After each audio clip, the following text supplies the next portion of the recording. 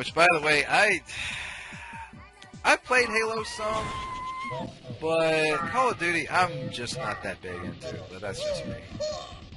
I've never played a Call of Duty game. I did play the first 2 Halos, and oh damn, Yeah. it was like, yeah, nothing to do about that one. But it's like I played the first 2 Halo games, and I mean, yeah, those were fun. I just never got around to trying Call of Duty, but I know that's like Call of Duty more than anything is like the bane of like the gamer's existence. Yeah. Where it's like, oh my god, if you like first-person shooters, then, you know, you're a Call of Duty fanboy. I'd rather not get into fanboyism on that particular spot. But anyways, we're getting off topic here. We're at the second boss now. We're shooting down the gargoyle, the same one that happened to kidnap Sophie in the first level. And so far, Yeah, and he's like zipping around like crazy. Like I think like you know, usually like the first boss I had no problem with. This is around the time where I usually start putting quarters in. It's because this guy keeps juking around everywhere and you can't hit him. I know he's he's just a little bit too fast. But you gotta time your shots and know when he's gonna come at you, like from a certain angle before you try to fire at him and get him and try to stun him so he doesn't hit you. And then he comes at you at an angle. I always hated that. That was a bitch. Oh god. Like I said, you're probably having an easier time because you've at least got crosshairs, so you kind of know where you're going. Yeah, at least. I remember when I first found this program to try this game out on, the calibration was off by like maybe half an inch, like down right from where the crosshair is. So I was trying to play it like that. Oh wow. Like picture where the crosshair is at, and go down diagonal right by like just a couple of hairs or so, and that's where I was actually shooting. Oh wow. Third chapter.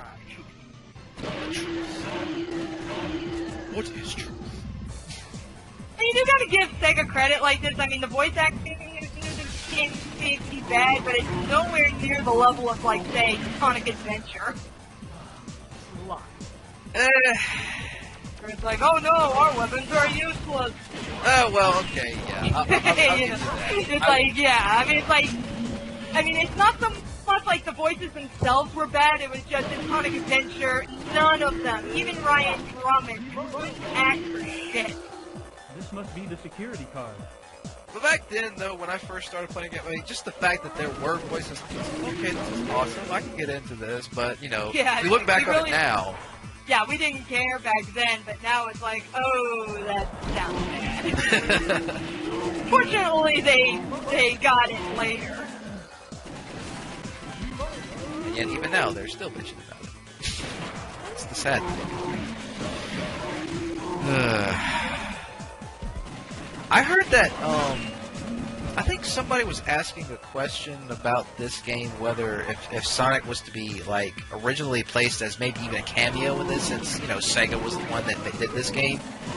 And I think that at one point they said that they were, but I guess the last second they decided against it. Just didn't bother.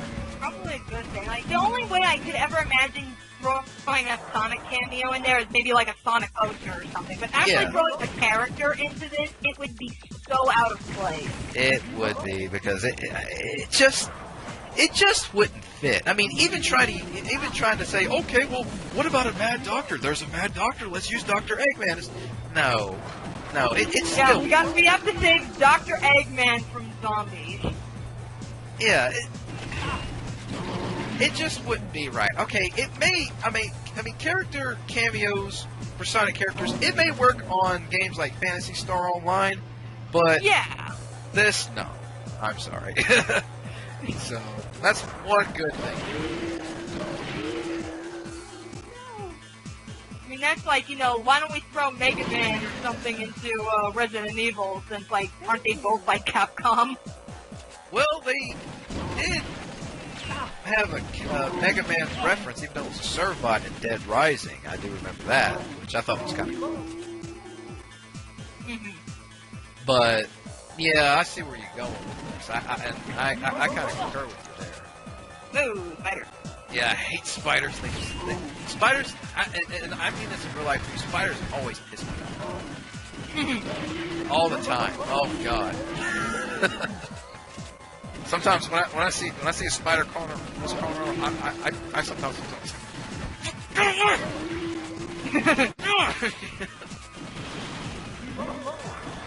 Gotta love these swinging zombies. Oh yeah. Just like to be hanging around. Okay, that's too much. Now, I suppose, because I can't believe now I'm just thinking about this, but have you ever seen the House of the Dead movie? Yes, I have. I'm God, sorry. I am so sorry. I am so sorry. I know, because when I first saw that, I was like, House of the Dead movie? They did a movie? It's like, oh, this has got to be good, right?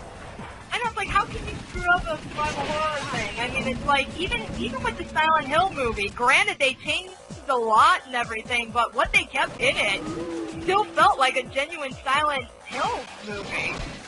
House of the Dead, it's like, how can you screw up House of the Dead? You're shooting zombies. What house? Oh, you mean that little shack that they were trying to hide out in? Is that the house?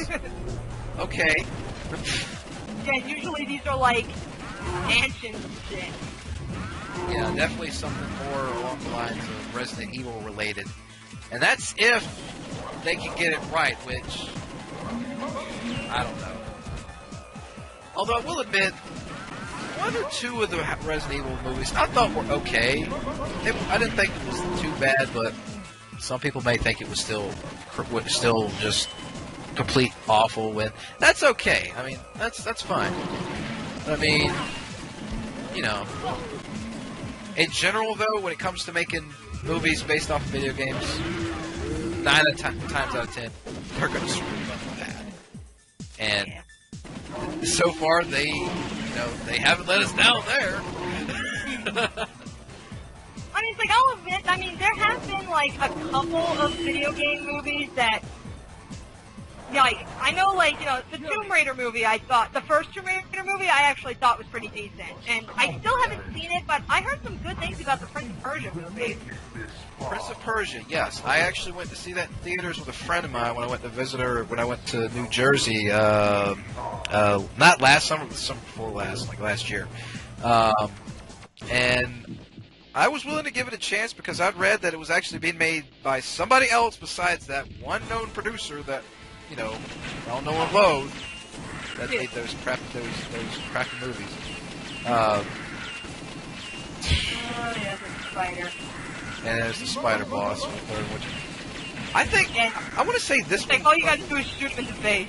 Yeah, I want to say this one was probably the easiest boss fight overall, since, it's not like, it's not like he's really, like, moving around anywhere. It's, relatively easy, just hit in the center.